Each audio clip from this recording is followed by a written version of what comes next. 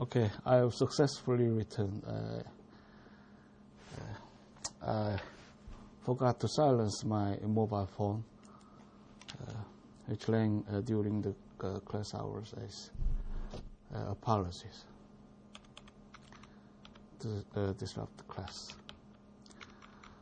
So,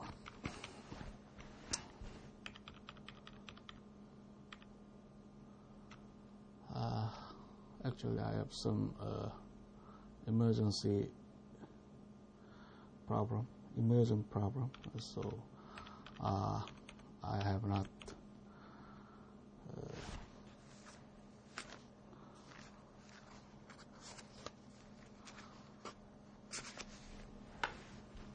made it. I have to respond with a call. Okay. So, you see the importance of federal judiciary in the U.S. politics, and actually we have a scope of social issues involving the school district, in some cases, right to privacy and abortion, and any virtues and American values. Often you will not consider the area of torts or contracts would be related with a federal judiciary. And also you may have some crystal clear mandate of a public governance, many definite statement from a public statute and laws. So the important area, the political ideologies of a federal judges or justices will play would quite intermediary in terms of a basic two private and public traditional notion in classification of laws, and what could imagine about the federalism or the Commerce Clause. You see, for example, the case recently disposed, Morgan. It is the case involved a Copyright Act enacted by a Congress, for example. You may find a patent clause in the U.S. Constitution. So the federal government has been specifically granted the power to administer copyright or patent in the scheme to promote a science and public welfare. So the Congress has been authorized to protect the copyright or patent right in a limited term period. So public domain could be abridged on that basis. So we have extent of evaluation about a copyright law and a patent law. It is exclusive jurisdiction that the Congress could make their deals in their own way. So the state authority would be in ebb, so it might contradict in terms of a federal supremacy or Commerce Clause, two important constitutional ground to structure the limits and exceptions between two sovereignties. So in the statute, Morgan was prosecuted about his impermissible, unlawful recording of live music performances. The act actually prevented the kind of activities, buying, selling, recording, and distribution of unlawfully recorded recordings for the public use. And Morgan raised issues about federalism, and also contended the Congress violated its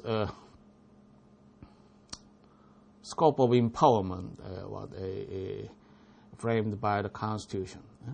How do you consider? Actually, the Constitution incorporates the word, important word, fixation. What is the notion? So, can you perceive it?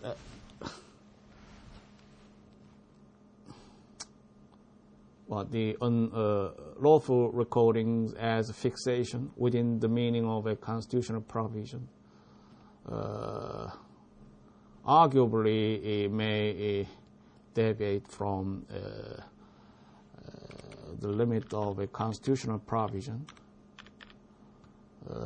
However, the court rather consider the federal scope of federal power extensively, and the statute also have a chapeau to cover the weaknesses in our controversy, and provides the clauses to rescue that interpretive difficulties. And so the quasi-fixation could be apprehended. And the idea was institutionally cured by the provision of a definite fine articulation in specific clauses and articles in the statute. Rather, the case was seen more intensely from Commerce Clause. And actually, the Commerce Clause is more comprehensive in our work to seek any ground of federal constitution to legitimate the federal action on others. Interstate commerce. How do you consider the relationship between two provisions? A copy, patent clause would be more specific, and kind of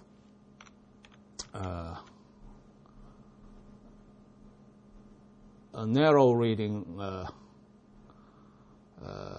What is encouraged. Right? So it is specific and enumerated to focus on specific subject matter.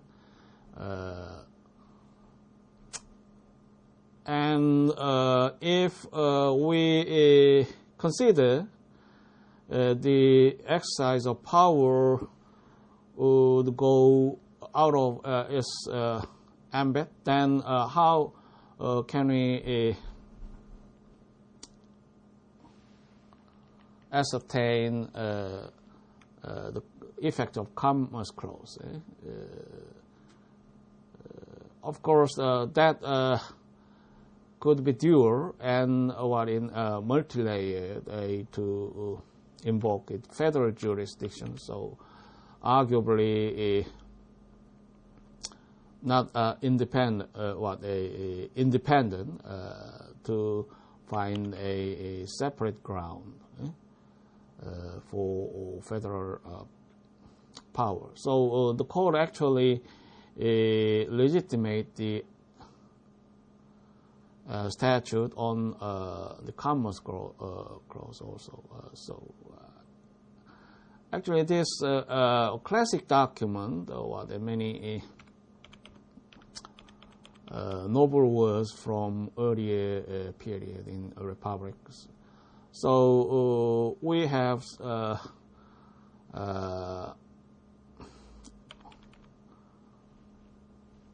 some a scholarly elaboration about what original intent, originalism, original meaning, originalism. So it is a threshold issue to define the term, words, sentences, phrases. Actually, the whole meaning of provision. So etymology is a thread to excavate in the end to define or translate into modern understanding of a classic classic writing. What is the meaning of commerce? In United States Lopez, which is one important case to be struck down based on the Commerce Clause. What is the meaning of commerce? As I have commented in the last class,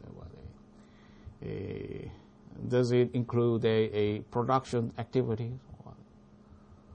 For example, manufacturing or agriculture, production. Actually, it could be connoted in linguistic sense, where modern English, normal English-speaking people would append the mode of a transaction. What is among the several states, the concept. And it also incorporates a foreign trade, which falls within the federal commerce power. So it actually be investigated historically by one professor, as I introduced, was his name, and very insightful to understand the constitutional circle of American law society. And constitutional interpretation is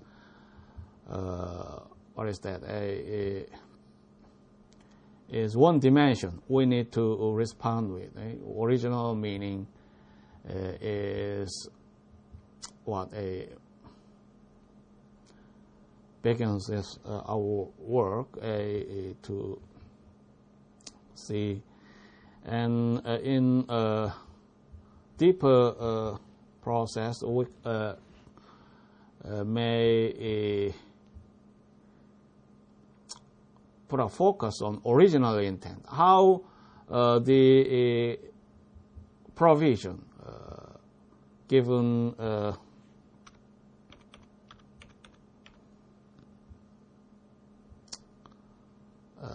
as a meaning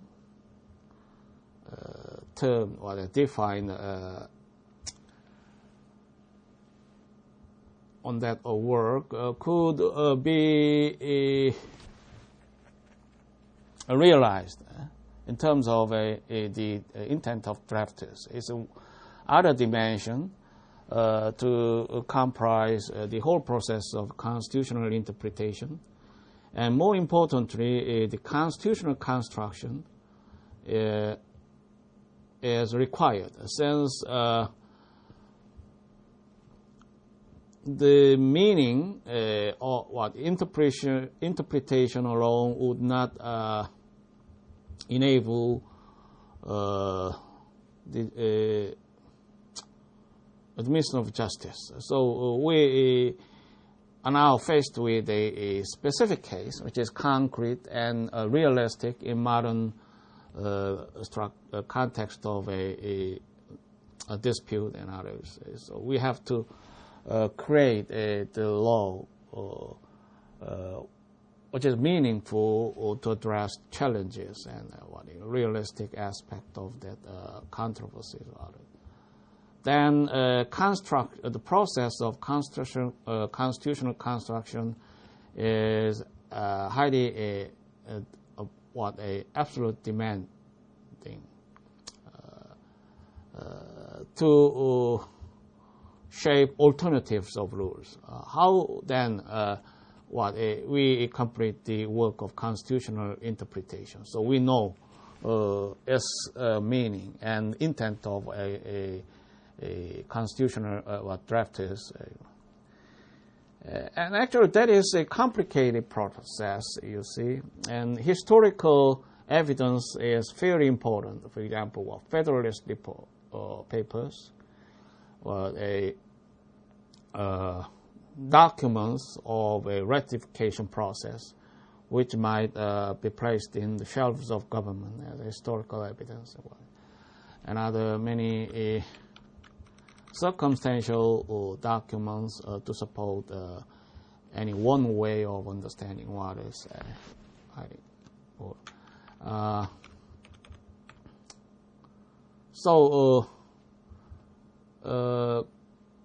Constitutional construction should occur in practical phase. As alternatives or rules could come tangible, that the judge would select a most proper one to be applied to a specific case. So one scholar would argue that it is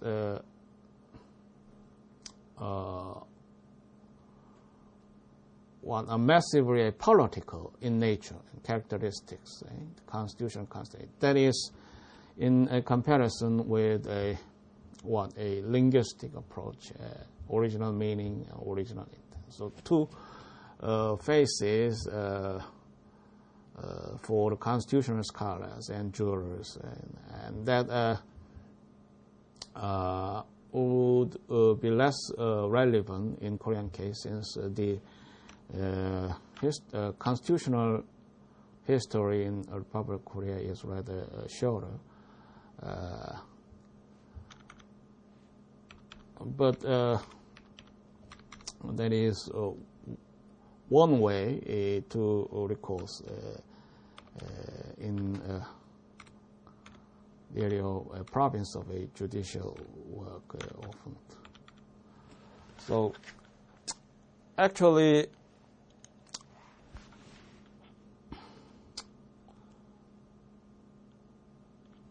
we also consider some issue which arises from federalism. You know, important case which is what actually includes a scope of repercussion, since the policy is practically consequential in the American society. Immigration policy. What is that? You know, the case now contended in Supreme Court of the United States, or the state of Arizona,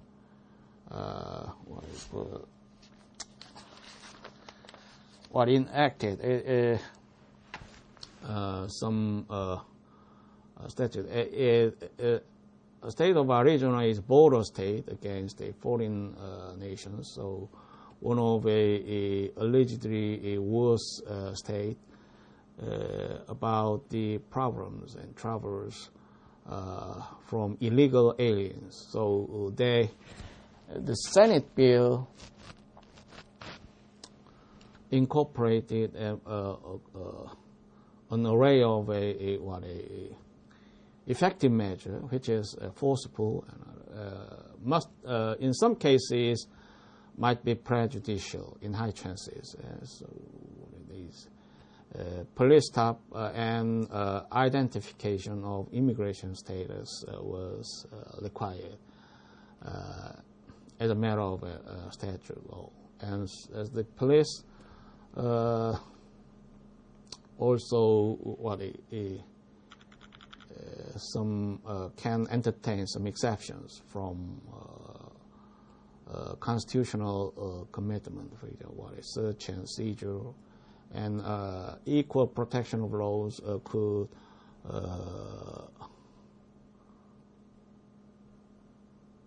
be abrogated in some area of institution.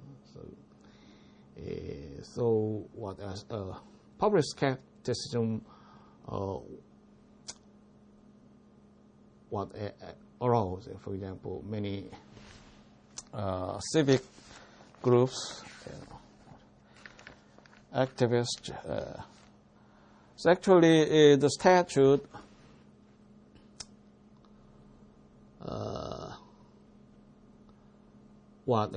comes in overlap in its coverage and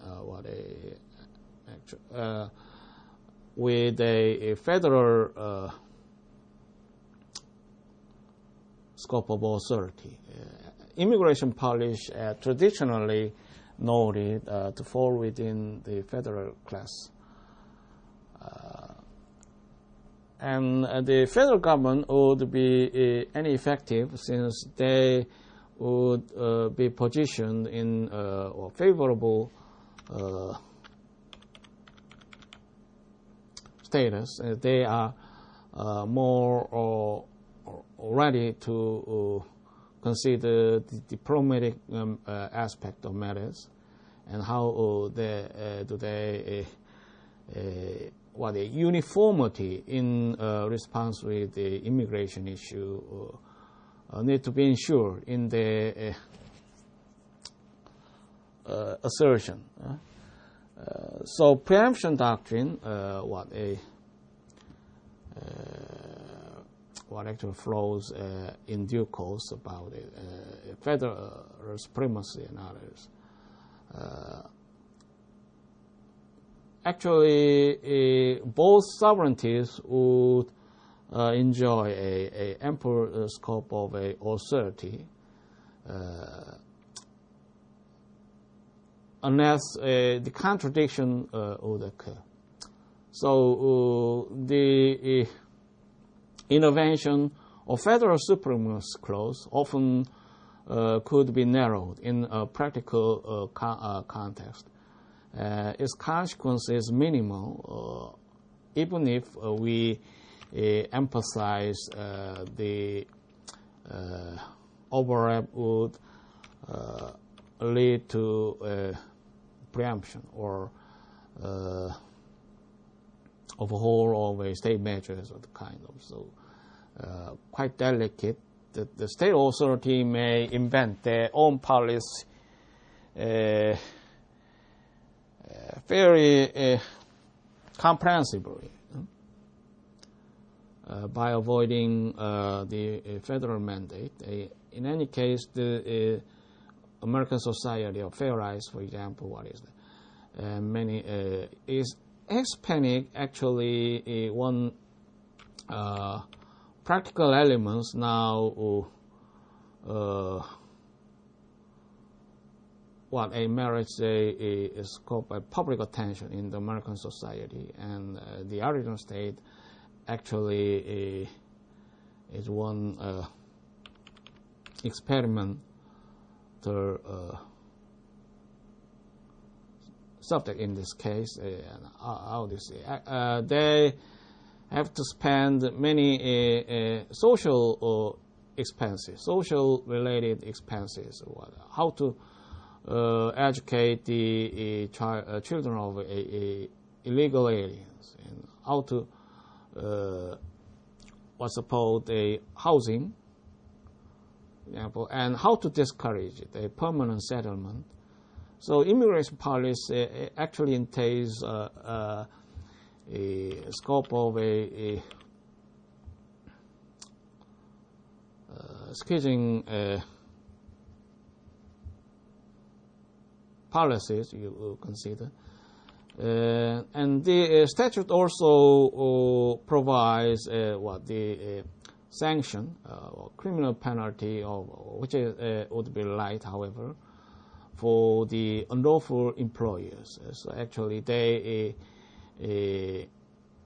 banned employment of illegal aliens, which must be respected by employers. So the violation of that statute would incur them some light criminal penalties, fines or others. So is it permissible? So we considered a similar element of cases, for example, child act case, deportation, or naturalization service. The policy area is not expressly provided by Constitution. So the case laws would deliver the division between federal and state governments.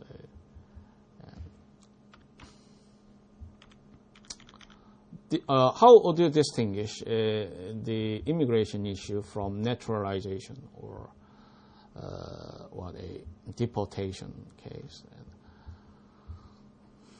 We have a explicit provision about immigration policy, and also some. So actually, in that case, the federal government intervened to claim the federal supremacy about the matter. So the a district court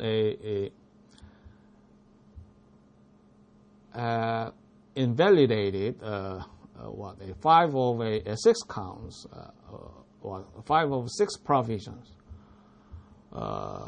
raised in counts, of course, correspondingly. And only one provision survived the constitutional muster.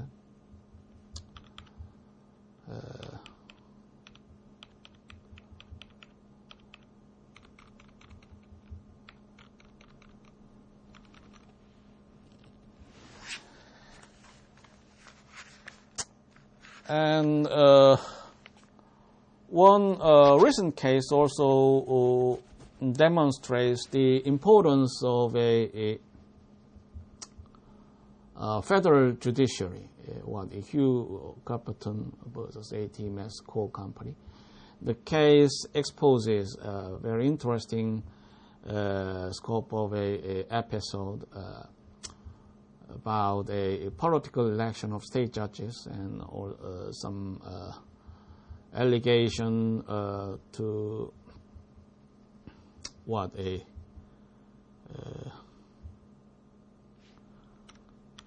to improve taint the integrity of a state judges. So what is impermissible interest to recuse a state judges? Well, recusal system is one attribute we now conform universally. You will see same concern in the Korean civil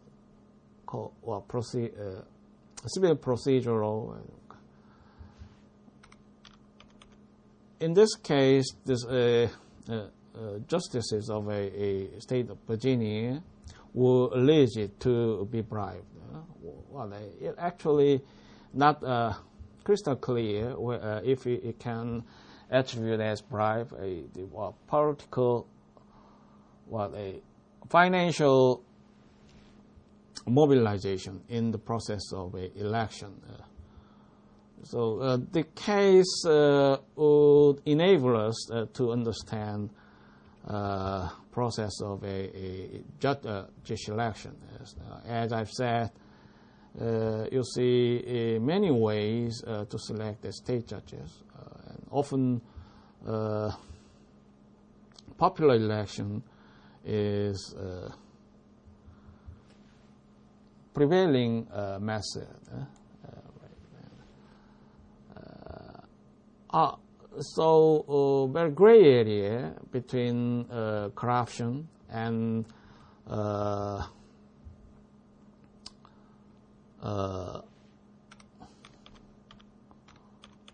permissible political or permissible mobilization of political electoral funds, or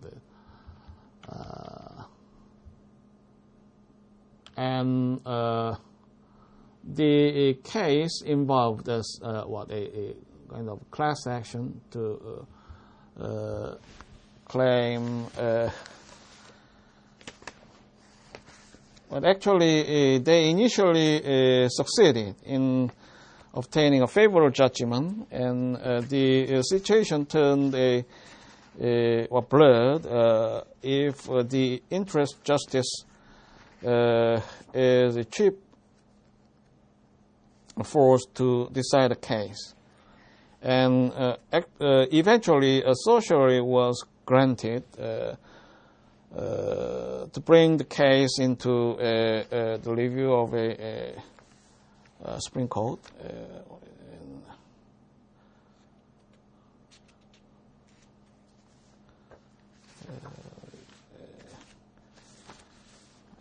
The Supreme Court of Appeals of West Virginia reversed the trial court judgment, which had entered a jury verdict of a $50 million,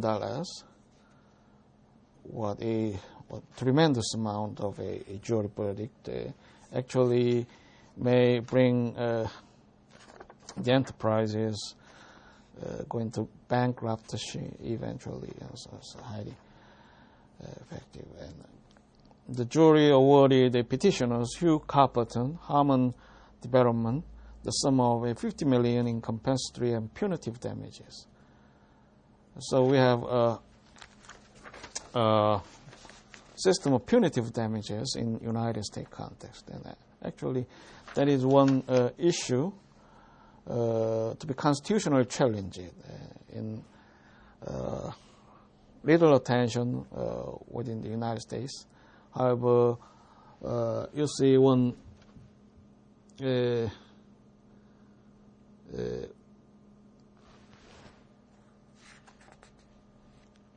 important distinction made by Korean judges in terms of public policy of South Korea. It's actually we have a pure system about compensatory damages when they are found to be a tort feature or others. Punitive damages would be criminal in origin. So how do we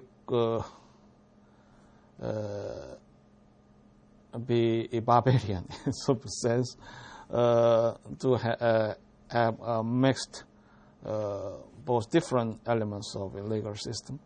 So punitive damages would contradict in some sense, and actually must be responded by providing a more severe criminal penalties or others.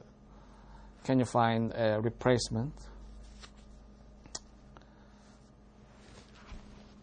So the amount often is quite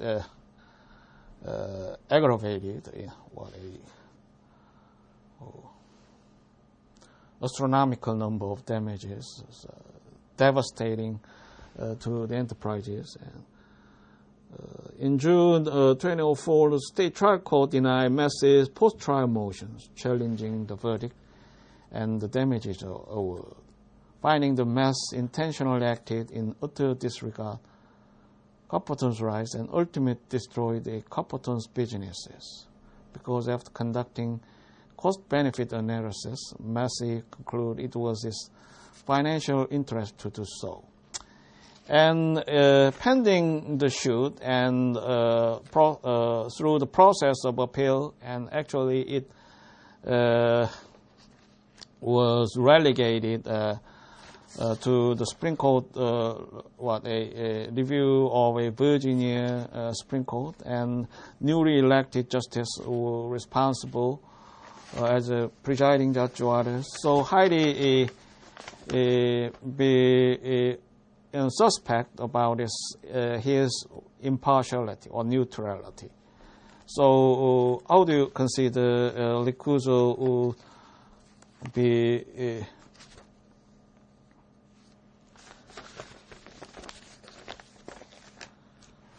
and actually in the case Benjamin won, and Blankenship's $3 million in contributions were more than the total amount spent by all other Benjamin supporters and 3 times the amount spent by Benjamin's own committee. Benjamin is the name of a justices, which is now subject to his suspicious engagement in the electoral process.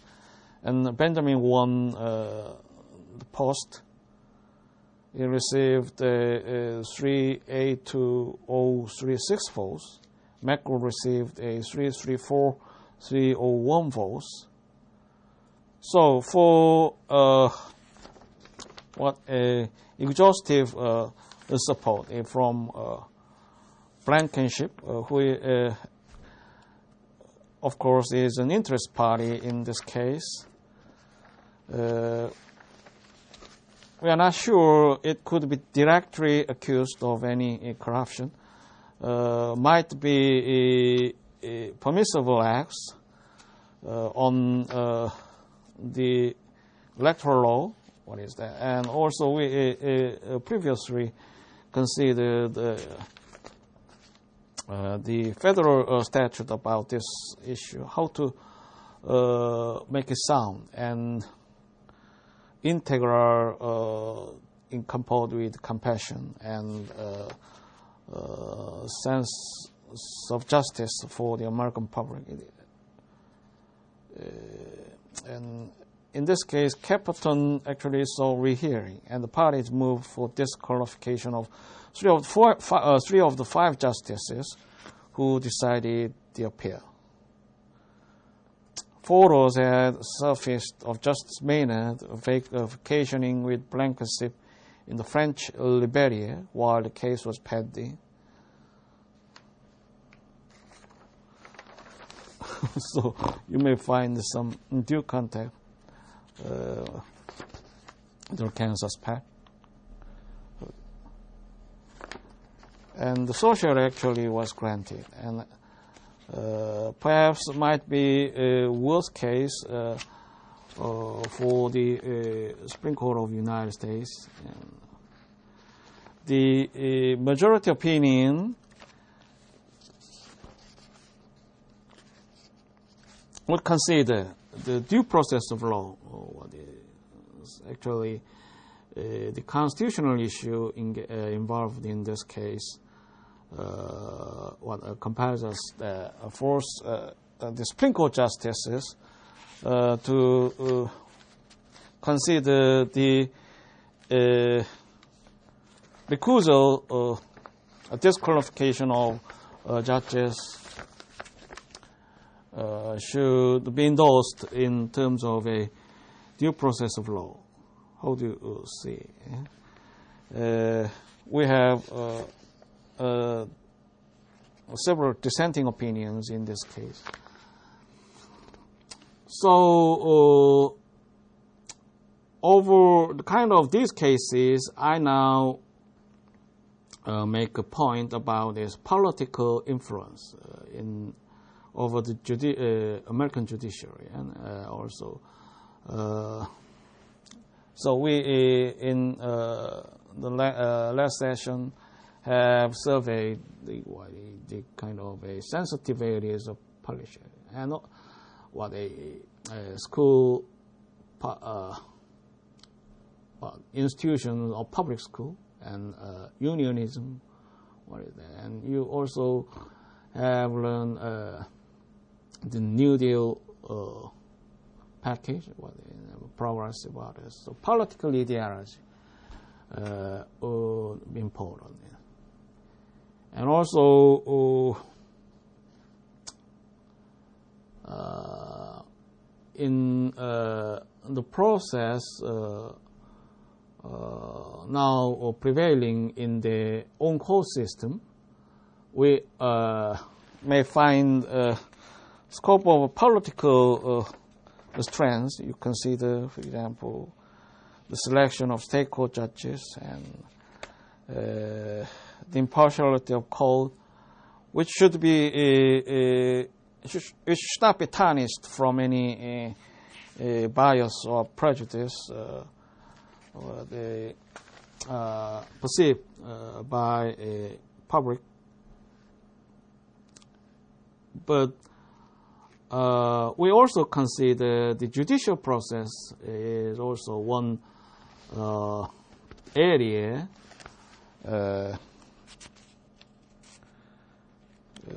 not entirely insulated from political influence or policy elements.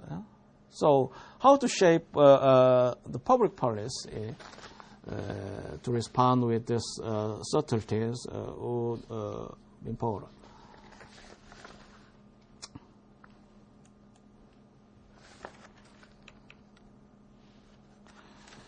Every procedure which would offer a possible temptation to the average man as a judge to forget the burden of proof required to convict the defendant, or which might lead him not to hold a balance nice, clear, and true between the state and the accused, denies the latter due process of law.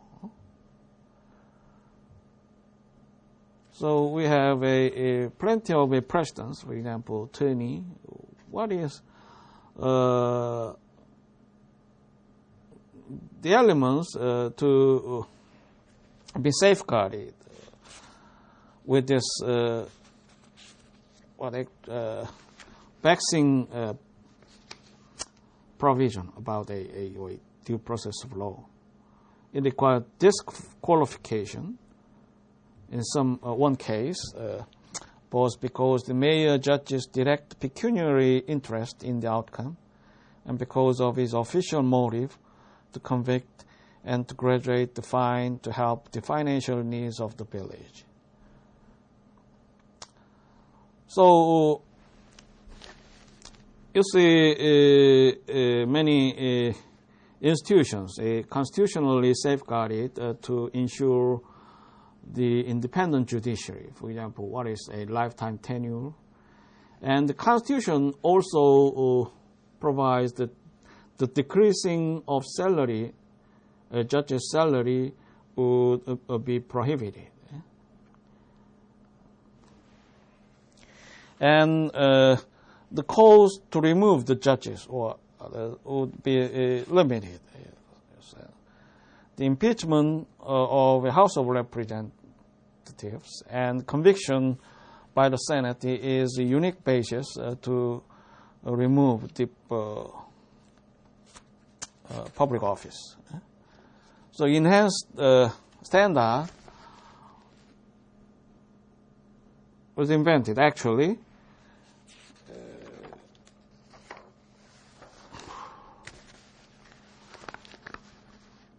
so we have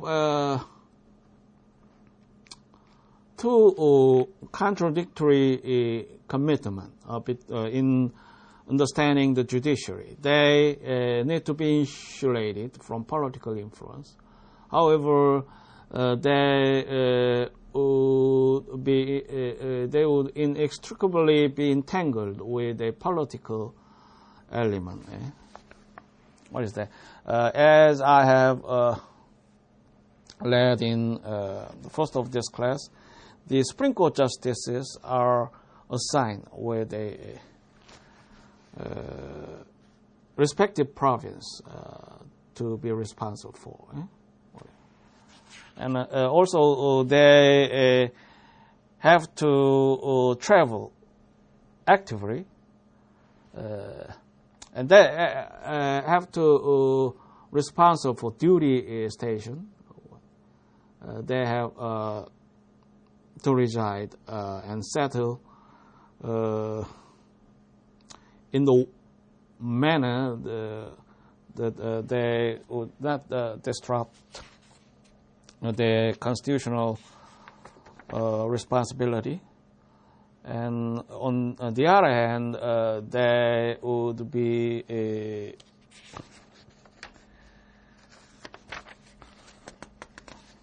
central institution to assure the federal system of governance.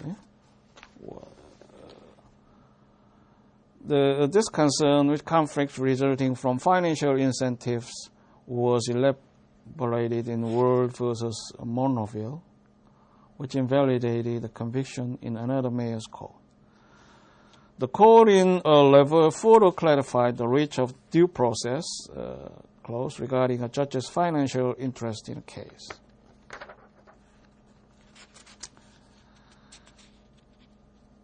The second instance requiring recusal was not discussed. The common law emerged in the criminal contempt context, where a judge had no pecuniary interest in the case but challenged it because of conflict arising from his participation in an earlier proceeding.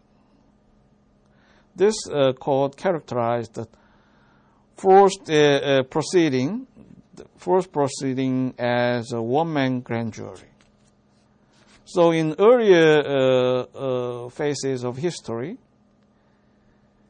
the judges would refer to trial. And they also preside a judge in the next stage of trial. What is that? There is no pecuniary interest involved. However, it's a one-man show to cover the whole process as a prosecutor and as a judge in next. Recusal may well be deserved. This court set aside convictions on grounds that the judge had a conflict of interest at the trial stage because of his earlier participation, followed by his decision to charge them. So, what a vestige about this rationale and points of consideration will now be attained in the modern context of institution. You see. Also, we have a scope of a disqualification of judges. In some cases, it is mandatory to exclude them. In other cases, they could be disqualified on the application of parties in that case. And in rather softened context, the judge himself may avoid the case since they are not be sure of his impartiality. It's a situation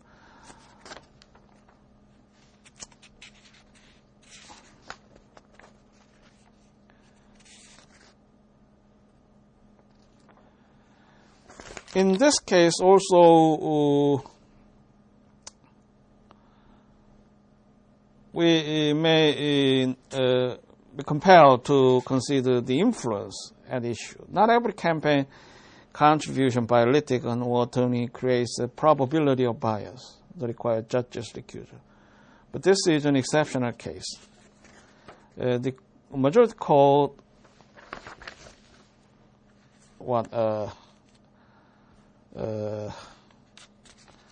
penned by Justice Kennedy considers it serious.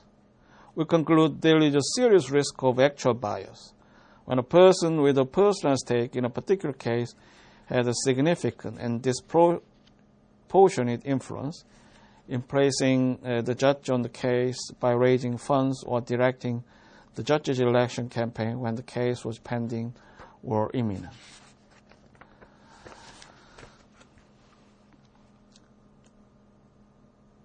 And you see in the projection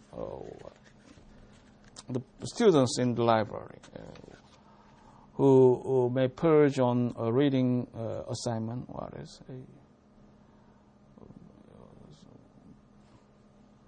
and also I have accepted a corporate punishment in the context of Republic of Korea. So how do you consider the law of nation be related with this delicate issue? In some cases, societal autonomy would combine to consider what an educational purpose or goals will be affected, as I said.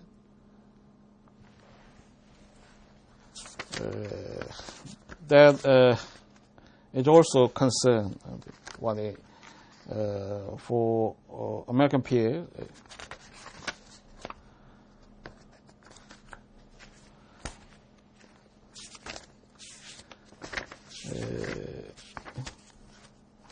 So I may present you one case which involves a medical student who actually travels the faculty of medical school, and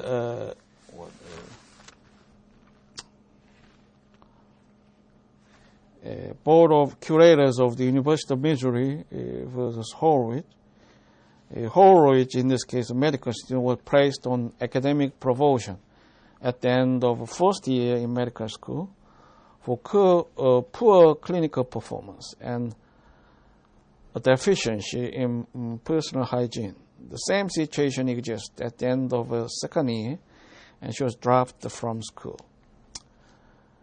She brought suit claiming procedural due process had not been afforded her, since she had been given no opportunity to rebut the evidence against her at a hearing. So due process of concept is actually a very important theme throughout the subject you consider. And also the maxim given by Oliver Wendell Holmes, just a brooding omnipresence in the sky. So an ample space left undealt in any foreign commitment. So case by case and circumstances and situation in specific cases, we granted certiorari to consider what procedures must be accorded to a student at a state educational institution whose dismissal may constitute a deprivation of liberty or property within the meaning of the 14th Amendment. In this case, the Supreme Court reversed judgment of Court of Appeals. So, no, actually, it has both the school, the element of a school autonomy. What is the council has long agonized on the student. It met again in mid-May to consider whether respondents should be allowed to remain in school beyond June of that year. So one important case to be comparatively viewed for articulation of law rules perhaps would be a Ghost-Lopez, 1975. In that case, the Supreme Court held that due process requires, in connection with the suspension of student from public school for disciplinary reasons, that the student be given oral or written notice of the charges against him, and if it denies them an explanation of the evidence, the authorities have an opportunity to present his side of the story. So that is the core element we expect to endorse the laws of a due process. But we may have point to be distinguished. Academic evaluations of students, in contrast to discipline determinations, bear little resemblance to the judicial and administrative fact-finding proceeding to which we have traditionally attached a full hearing requirement. In Ghost, the school's decision to suspend the students rested on factual conclusions that the individual students had participated in demonstrations that had disrupted classes, attacked the police officer, or caused physical damage to school property. So practically, we made distinct. Under such circumstances, we declined to ignore his historic judgment of educators and thereby formalized the academic dismissal process by requiring a hearing.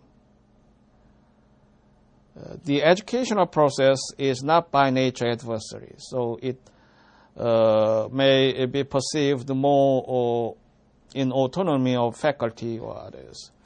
And it pertains to some quasi a sacred space of academic institutions, so often could not be challenged by public measure or public intervention. That would not be the case if it involves the attacking of police officer, physical damage to school property.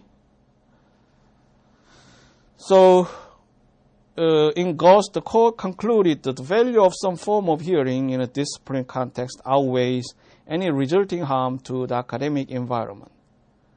Influencing this conclusion was clearly the belief that disciplinary proceedings, in which the teacher must decide whether to punish a student for disruptive or insubordinate behavior, may automatically bring an adversary flavor. Very interesting word, adversary flavor. How do you consider the case of medical student? The same conclusion does not follow in the academic context. And also, I may illustrate one classic case about equalization of a land price. What is that?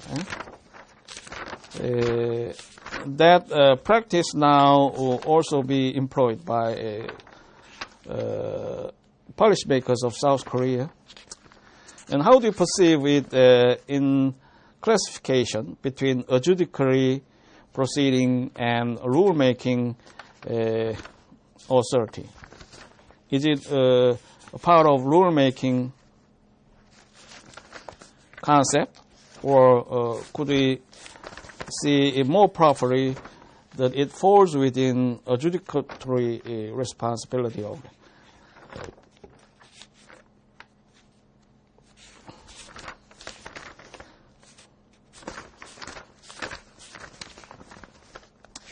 So,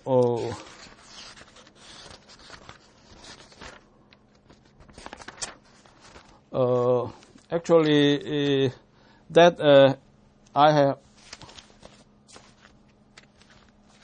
no case brief about that issue.